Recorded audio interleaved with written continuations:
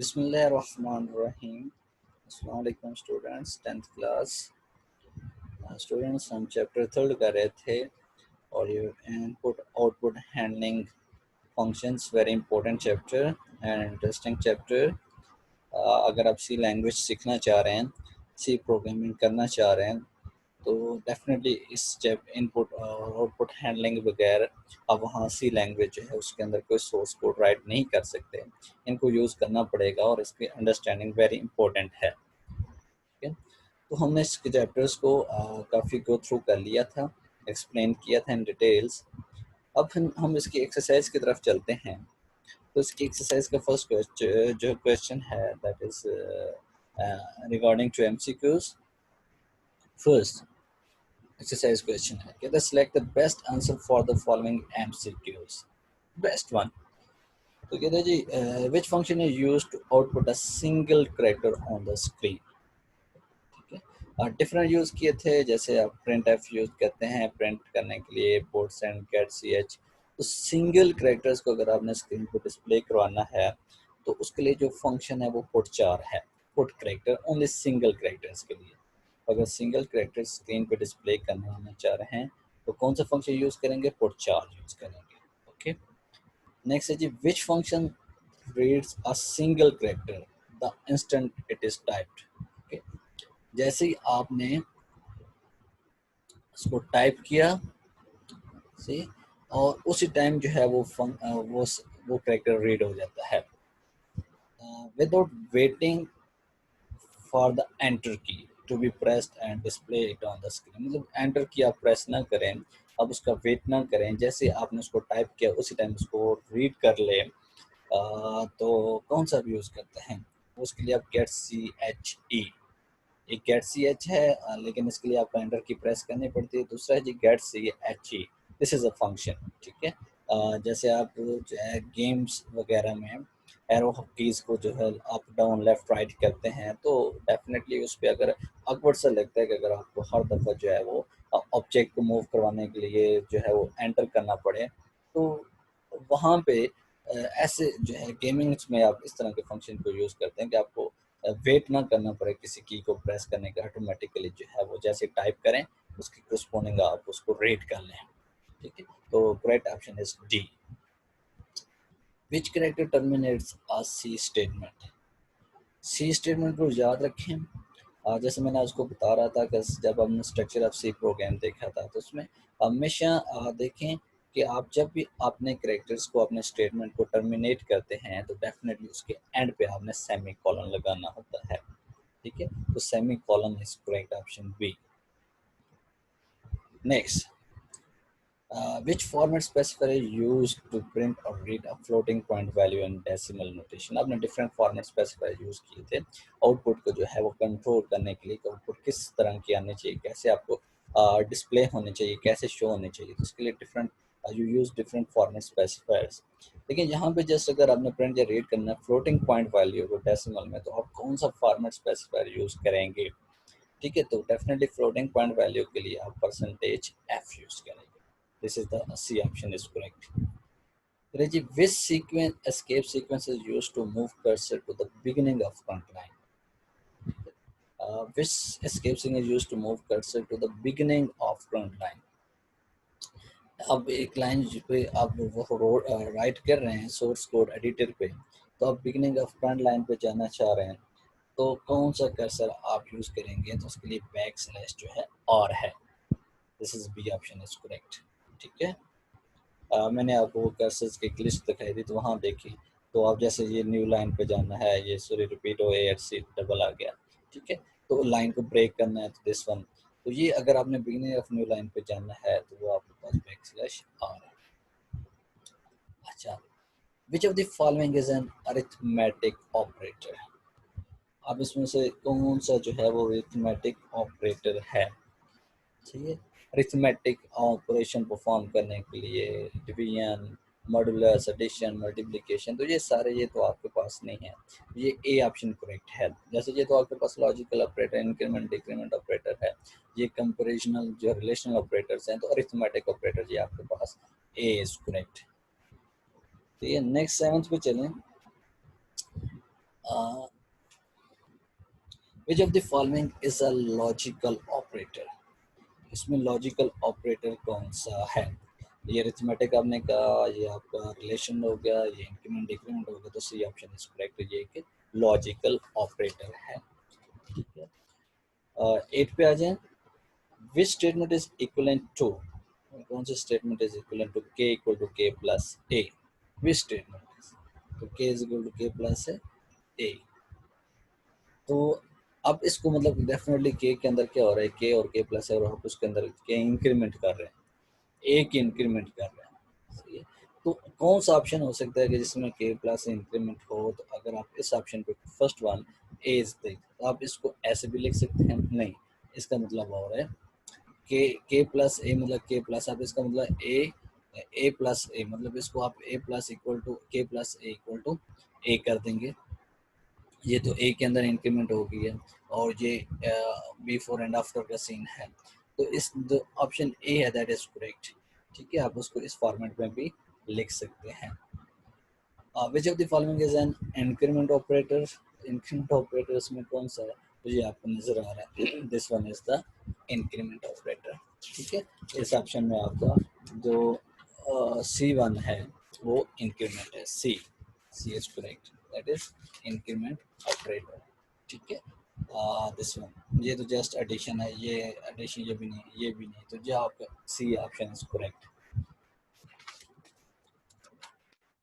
तो last page है 10, which of the following operator has the highest precedence? मैंने एक आपको टेबल कहा था, एक टेबल प्रोवाइड किया था, अब टेबल को इस्तेमाल करके जो है वो वहाँ से आपको प्रेसिडेंस ऑर्डर का आइडिया हो जाता है, तो वो टेबल आपने लाजमी याद करना है। तो अगर आप इनमें से देखें, तो ये जो आपके पास ऑप्शन है, लॉजिकल है, रिलेशनल है, इक्वल है, जैसे, तो इनमें सबसे जो ज़्यादा प्रेसिडेंस है वो ऑप्शन डी की है। ठीक है, option D is correct, that has high precedence order. ठीक है, अगर टेबल में आप जाएं, पीछे मैंने आपको बताया था टेबल प्रेसिडेंस के लिए, तो उसमें देखें तो जिसकी हाईएस्ट ऊपर है उसकी प्रेसिडेंस ज़्यादा है, मतलब जब वो आ जाता है तो आपने उसको पहले सॉल्व करना है। ओके, तो हम नेक्स्ट चलते हैं, और हमारा प्रोसेस जो है वो आगे एक्सरसाइज का ये एक क्वेश्चन था, जस्ट इसमें एमसीक्यूज है। अब नेक्स्ट की तरफ चलते हैं, इसमें शॉर्ट आंसर्स हैं फॉलोइंग क्वेश्चंस। अब हमने जो है सेकंड क्वेश्चन की तरफ जा रहे हैं, जिसमें शॉर्ट क्वेश्चंस को स्टडी कर रहे हैं। Why farmer specifier use explain with examples, क्यों इस्तेमाल करते हैं?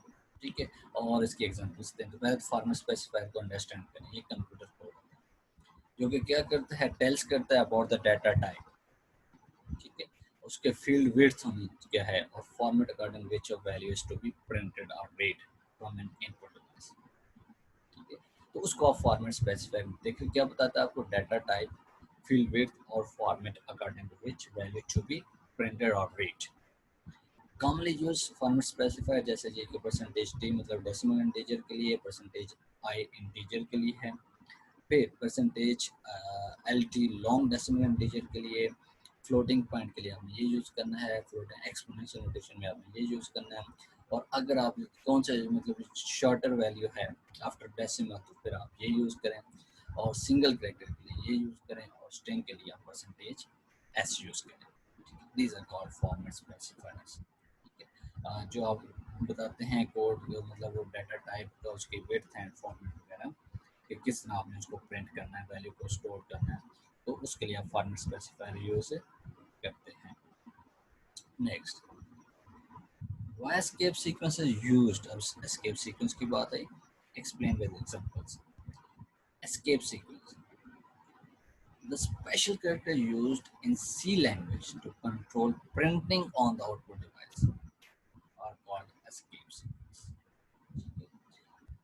आउटपुट डिवाइस के ऊपर अगर आपने सी लैंग्वेज के अंदर जो खास करेक्टर्स को प्रिंट करना है, मतलब किसी भी आउटपुट को सॉरी प्रिंट करना है, तो उसके लिए कुछ खास टाइप के करेक्टर यूज किए जाते हैं, उसे आप एस्केप सीक्वेंस के। This can not printed in, जो आप एस्केप सीक्वेंस यूज करें वो प्रिंट नहीं होते, वो कंट्रोल स्ट्रिंग के अंदर यूज होते हैं।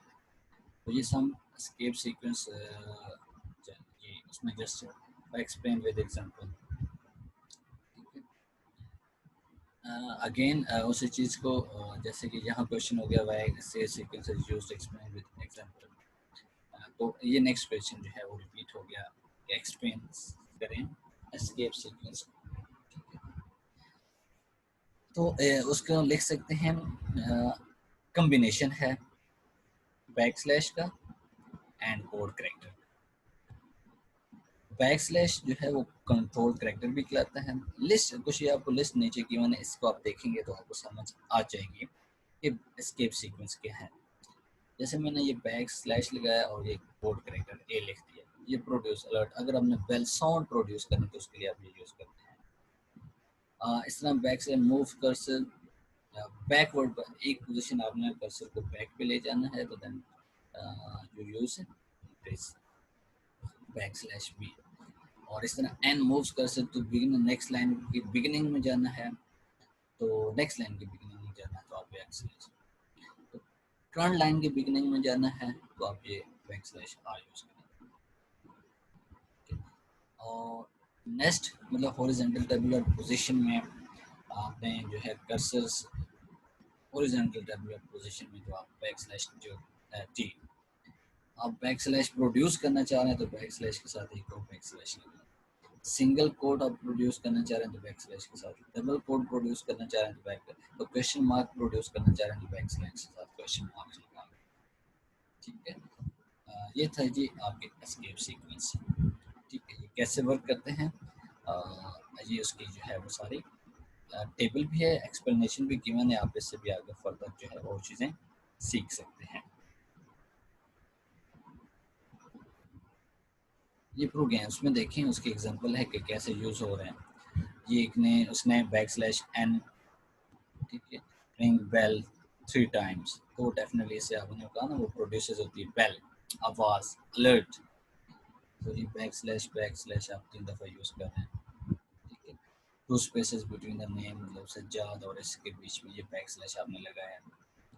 ठीक है, इस तरह ये भी बैक स्लैश एन यूज़ हो रहा है, ये देखो, ये कोटेशन मार्क्स हैं और इसके अंदर ये line before printing this line, आप इस तरह ये आर यूज़ कर रहे हैं, नेक्स्ट पे जाएगा। ये आप इशू, अब ये सारी चीज़ें ये देखें हमने सारे एस्केप सीक्वेंस यूज़ किए। अगर आप इसकी आउटपुट की तरफ आएँ तो ये देखें 3 टाइम्स वो एज इट इज़ जो है वो रिंग हुई है, वो स्पेसेस 2 टाइम हमने लिखा है, नेम स्पेस वो रिमूव किया, लीव्स अ ब्लैंक स्पेस भी प्रिंट है उसमें वो किया है। जैसे आपने वो जैसे वहाँ पे जिस पर्पज़ के लिए आपने यूज़ किया डेफिनेटली वही पर्पज़ आपको ये आउटपुट में दे रहे हैं, तो इससे आइडिया गेस आपको हो जाना चाहिए कि एस्केप सीक्वेंस का क्या पर्पज़ है। ओके, सो हम नेक्स्ट चलते हैं जी। नेक्स्ट हमारे पास पर्पज़ ऑफ गेट्स फंक्शन, उसको हम एक्सप्लेन करते हैं एक एग्जांपल के साथ। यूज होता है रीड करने के string from the keyboard. Okay, gets function क्या होता है, यूज करते हैं कि स्ट्रिंग को अगर आपने रीड करना है कीबोर्ड से, स्ट्रिंग को नॉट करेक्टर सिंगल करेक्टर्स को, और उसको स्टोर करना है वेरिएबल में इनसाइड द पैरेंथेसिस, तो आप इसको एक्सप्लेन करना चाह रहे हैं तो आप जो है इसकी एक्सप्लेनेशन देखना चाह रहे हैं तो आप इसके प्रोग्राम में ये देखें, एक करेक्टर एरे 20 साइज है इसका, आप एंटर करें अपना नाम, योर नेम, कोई भी अब्यूजर से वो एंटर कराएगा और उससे हमने वो स्ट्रिंग को क्या कर लिया, गेट कर लिया, तो वो उसके लिए स्ट्रिंग आप यूज़ करते हैं फॉर्मल स्पेसिफायर, तो आपका नेम आ जाएगा। तो इस चीज़ को मैं आउटपुट में आपको दिखाता हूँ, ये देखिए आपने सज्जाद हैदर एंटर किया तो my name is Sajjad Haider, ये सामने आ गया। ठीक है, तो ये आप उस गेट्स को यूज़ करके आप जो है स्ट्रिंग को जो है वो क्या कर रहे हैं, रीड कर रहे हैं। अच्छा, अब गेट सी एच और गेट सी एच जैसे एमसीक्यूज में मैं आपको बता रहा था, तो अब इन दोनों के बीच में डिफ्रेंशिएशन हमने करना है। सामने प्रोग्रामिंग क्या होता है कि रीड करना है सिंगल कैरेक्टर को, जैसे उसको टाइप किया with waiting enter key to B बात। तो इन गेम में जैसे मैंने कहा user might want an object move करना चाह रहा है ईच टाइम, जैसे वो एक प्रेस करता है वन ऑफ द एरो की, तो ये अकवर्ड सा होगा कि प्रेस करें एंटर की each time user presses an arrow की। तो ये जो गेट सी ये यूज किया जाता है इस पर्पज के लिए, क्या means it gets something from an input device, means it gets characters, and e means it echoes and displays the characters to the screen when जैसे इसको टाइप किया जाता है। ठीक है, तो e का मीन्स echoes, डिस्प्लेस करता है। जैसे आप करेक्टर को टाइप करते हैं तो वो आपका जो गेमिंग के अंदर प्रॉब्लम होती है कि हर टाइम वो एरो हेड के लिए जो है, एरो कीज के लिए जो है वो एंटर की प्रेस करता है, तो उससे वो छुटकारा मिल जाता है। फिगर में हम अगर देखते हैं, ये देखें जहाँ पे ये फंक्शन यूज़ किया, अब इसकी आउटपुट में आए तो आपको समझ आएगी। दिस सिंगल कैरेक्टर जैसे एंटर किया क्यों, तो वो नीचे ये साथ उसने साथ बता दिया कि जो कैरेक्टर है इस जो एंटर किया था, टाइप किया था, दैट इज क्यू। ठीक है, तो इससे ये मतलब आपको साथ ही उसी time at the same time वो जो है वो कैरेक्टर डिस्प्ले कर रहा है, आपको जो है वो वेट नहीं करना पड़ रहा। लेकिन ऑन द अदर हैंड ये जो गेट सी एच है वो सिम्बल्स, लेकिन डिफरेंस ये डिस्प्ले नहीं करता टाइप करेक्टर स्क्रीन पे, ये डिस्प्ले नहीं करता, ये इसका डिफरेंस ये साथ जैसे आप इसको टाइप करेंगे तो ये साथ ही उस डाटा को ये डिस्प्ले नहीं करेगा, आप वेट करेगा या बाद में जो है वो आप एंटर करेंगे तो उसके बाद डिस्प्ले कर देगा। अच्छा, इन दोनों फंक्शंस को अगर आपने यूज़ करना है, आपने यूज़ भी करेंगे प्रोग्राम के अंदर, तो डेफिनेटली इसके लिए आपको कॉर्नर डॉट पेज, ठीक है, console input output header file आपको इंक्लूड करनी पड़ेगी अपने प्रोग्राम के अंदर। ओके, अच्छा, नेक्स्ट एक क्वेश्चन है, हम फॉलोइंग एक्सप्रेशंस को एवेल्यूएट करना चाह रहे हैं और ये प्रेसिडेंस ऑफ ऑर्डर है। ठीक है, ये 4 ऑप्शंस गिवन है, 4 जो पार्ट हैं और इसको आपने एवेल्यूएट करना है, तो डेफिनेटली अकॉर्डिंग टू प्रेसिडेंस आप इसको एवेल्यूएट करेंगे तो फिर आपका आंसर ठीक आएगा। जी फर्स्ट देखें तो अगर आप चाहेंगे 7 + 5 12 कर दें, दिस इज रॉन्ग। तो डेफिनेटली पहले आपको पैरेंथेसिस को सॉल्व करना पड़ेगा, 3 + 4 7, देन 7 को मल्टीप्लाई करेंगे, ये मल्टीप्लिकेशन के प्रेसिडेंस ज़्यादा है वो 35 बन जाएगा, और उसके बाद आप ऐड, ऐसा नहीं कि 7 + 5 किया अपनी मर्जी से 12 हो गया जनाब, इसको 7 + 7 12 + 7 तो ये कुछ और आंसर आएगा नहीं। अगर आप प्रेसिडेंस ऑर्डर को फॉलो नहीं करते तो आप आंसर जो है रॉन्ग गेट करेंगे, आपका आंसर रॉन्ग आएगा। Precedence of order is very important. ये देखिए अब इसमें सेम है, तो जो लेफ्ट पे पहले आ रहा है डेफिनेटली आपने उसको पहले 100 डिवाइडेड बाय 10, तो 10 आ गया और 10 को आपने 4 पे डिवाइड किया तो वो आंसर क्वेश्चन में आ जाए, पॉइंट पे आ जाएगा। ठीक है, अब ये देखें मॉडुलस है, तो डेफिनेटली यहाँ पे आपने क्या करना है, जो लेफ्ट पे पहले आ रहा है सेम है, तो आप उसी तरीके से आप उसको क्या करें, सॉल्व करें। ठीक है, तो ये इसको आपने ऐसे ही सॉल्व कर लिया। इसी तरह मतलब मॉड्यूलस हम देखते हैं, हम मॉड्यूलस गेट करते हैं, यहाँ पे देखें मॉड्यूलस हम गेट करेंगे, यहाँ पे 50 मॉड्यूलस 30 मीन्स का मॉड्यूलस गेट कर रहे हैं। ठीक है, मॉड्यूलस क्या होगा, क्वेश्चन नहीं होगा, रिमाइंडर होगा, जो आप रिमाइंडर, तो 13 3 39 और उसमें से 50 में से 39 निकालें तो 11 आएगा, तो इसलिए आप इस यूज़ करके आपको मॉड्यूलस मिल रहा होता है, आपको क्वेश्चन नहीं मिल रहा होता है। ठीक है, तो ये आगे 2 आ गया। अच्छा, अब इसमें जाएँ तो डेफ़िनेटली इसकी ज़्यादा है, आप उसको पॉइंट में लिख के जा रहे हैं, ठीक है। इससे तो आपको क्वेश्चन मिलेगा, फिर इसके साथ मल्टीप्लाई होके उसको मल्टीप्लाई किया और फिर उसमें से माइनस कर दिया, तो आपको ये आंसर मिल गया। तो precedence of order is very important, आपको उस तरीके से उसको क्या करना होता है, फॉलो करना होता है और सॉल्व करना होता है। ठीक है, नेक्स्ट एक प्रोग्राम है, इसके कहते हैं वैलिड आउटपुट के ये प्रोग्राम्स है। ठीक है, ये सी कंपाइलर के अंदर आपने इसको नोट किया है। वाइड मेन हैश इंक्लूड, ये देखो दिस इज हैश, ये जो है वो साइन है, प्री प्रोसेसर ब्रैकेट है, इंस्ट्रक्शंस हैं, क्योंकि जो है सी लैंग्वेज को कंपाइलर को इंस्ट्रक्शन दे रहा है और उसके लिए ये header file, standard input output header file use की है जब भी आपने प्रिंट एफ और स्कैनएफ यूज़ करना है। तो ये एक मेन फंक्शन बनाते हैं, वाइड मेन कोई रिटर्न वैल्यू नहीं और वाइड मीन्स कोई आर्गूमेंट नहीं है। यहाँ पे ये वेरिएबल्स हैं x Y Z2 Z3 and x के अंदर 17 है, वाई के अंदर 15 है। Z1 क्या है, आपने डिवाइड किया x डिवाइडेड बाय 5 और इसको हमने प्रिंट कर दिया, वो आपका क्वेश्चन आ जाएगा। इस तरह Z2 ये मॉडुलस आ जाएगा, इस तरह ये Z3 में इंक्रीमेंट हो जाएगी x के अंदर पहले और 18 हो गया वो आ जाएगा। Z4 y के अंदर इंक्रीमेंट होगी लेकिन बाद में होगी और उसका आ जाएगा। अब आउटपुट देखते हैं, ये देखो 3 2 18 एंड 5, सही है। ये 3 इसको जब आपने डिवाइड किया, देखो जी x1 y क्या है 5, तो जो आपका क्वेश्चन आएगा उससे आंसर आएगा। हमें पॉइंट में नहीं लिख के जाना क्योंकि हमारे पास डाटा टाइप क्या है, वो एक इंटीजर टाइप है, तो इस वजह से आपका आंसर किस में नहीं आएगा, पॉइंट में नहीं आएगा। ओके, ये भी इम्पोर्टेंट है जो कि आपने याद रखना है। पॉइंट में आंसर नहीं आएगा आपका, इंटीजर टाइप आप डाटा टाइप यूज़ कर रहे हैं तो इस वजह से वो जस्ट आपके क्वेश्चन है वही देगा जो कि होल नंबर्स में आएगा। ठीक है, तो इसमें इंक्रीमेंट बाद में करें तो इसलिए आउटपुट करने के बाद आपके पास 5 की इंक्रीमेंट 6 नहीं होगा, जस्ट 5 आएगा। तो ये देखिए आपको 5 वैल्यू मिल रही है। ठीक है, इस तरह नेक्स्ट है जी कि आउटपुट क्या हो गया इस प्रोग्राम की। वही जो है आप प्री प्रोसेसर ट्रैक्टर है, हेडर फाइल है, मेन फंक्शन यूज़ किए, डाटा टाइप एक वेरिएबल डिक्लेयर किया जिसको इंट कहते हैं, इंटीजर टाइप का है और उसका नाम बी है। फ्लोट टाइप का वेरिएबल्स ए सी डी एफ ले लिए, ए के अंदर आपने वैल्यूज दिस पास कर दी, बी के अंदर this print, C D C, फिर आपने ई और फिर आपने एफ और दिस एंड दिस।